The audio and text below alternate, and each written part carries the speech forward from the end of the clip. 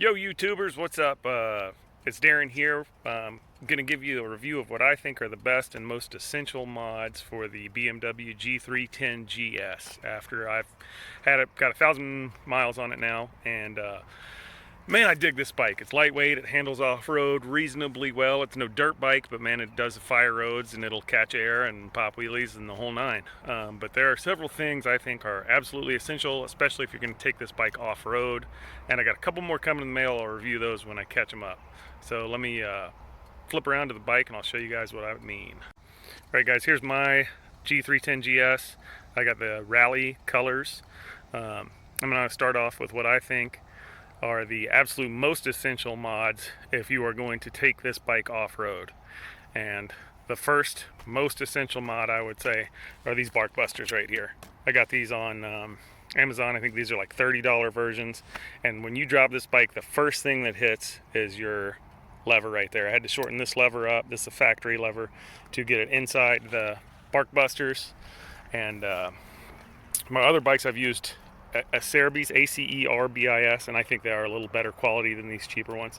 But these have done fine, and I have smashed these to death. You can see, you know, if you're off-road and you're learning to off-road like I am, you're gonna lay this bike over. It's light as far as adventure bikes are concerned, but it's still 360 pounds, and once it gets tipping over, it's hard for me to bring it back up.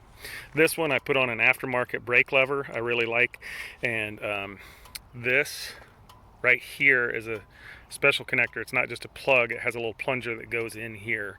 So you have to look this up. I'll try and put a link in the description to, if I can remember which this one is. Other mods, the crash bars, absolutely essential. They're going to save all your plastic parts. You can see right here, I did drop it before I got them. Dropped it, and I got those little scratches. But here, all across here, see if I can get that to focus in. It's going to protect your engine and all your plastic pieces because it's not cheap to replace all this stuff. It is a tight clearance between the shift lever and this bottom one, but you can pop that piece of plastic out or try to modify that with a hacksaw if you needed to. These I got off Amazon.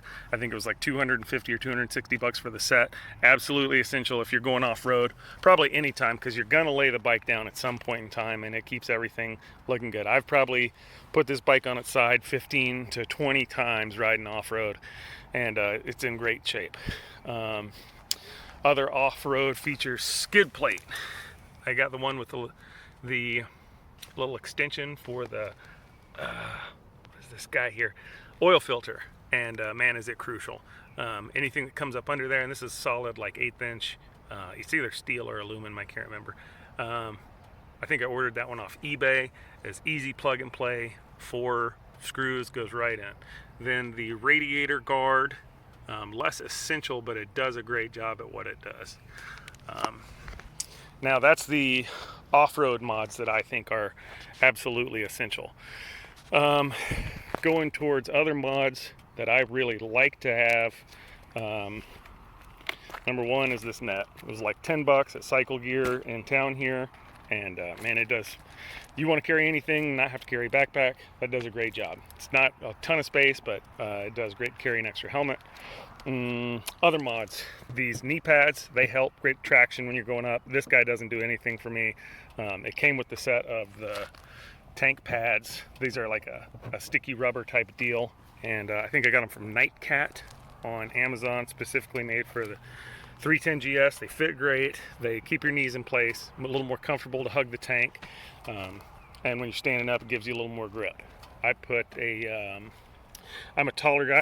Oh, just touched the exhaust. I'm a taller guy, 6'1", 205 pounds, and I put this bar riser on there. It's still a little low for me. I probably should have gone with the rocks extendable, because it feels a little back also, a little this way. So if I could have pushed it forwards, which I think those rocks will let you do, that would be a little more comfortable, but we're getting kind of nitpicky. For road riding, this is the best mod you're gonna make. I know it doesn't look good. It takes your super cool motorcycle and puts a chef hat on it, but it absolutely, for me on highway riding, once you get about 60 miles an hour, you are just getting beat to death on this bike. It's a light bike. Getting at high speeds, the wind knocks me silly. So I put the windscreen on. It takes 85% of that away, and it's great. I know it doesn't look good, but it serves its purpose perfectly well. I installed a USB port here where I can charge my phone onto this Andobil phone holder for my phone. It works great. I've got a video on putting this in if you want one of those. BMW left this off. I find it very convenient to be able to charge my bike while I'm riding. What else did I do here? Let's see. Go over the bike one time. I know there was something else I dug around in there for. Well, those are the mods, the mods I consider the best mods for this vehicle. And it's been awesome. You know, I'm still new to riding, has 1,000 miles on it, but those are all things I highly recommend. I'm not sure about aftermarket exhaust. I like the sound of this bike. It's quiet. I'm not one of those that has to have the bike brapping all around. But I love it. It's been great for me. On-road, off-road, the whole nine.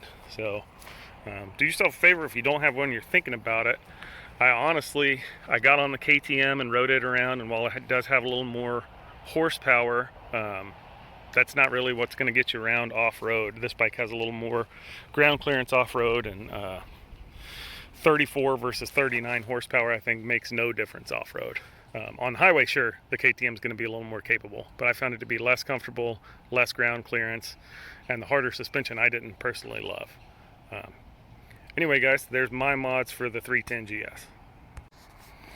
The last thing I forgot were these pedal extenders. I ordered these off Amazon. I think they're like 40 bucks. I love them.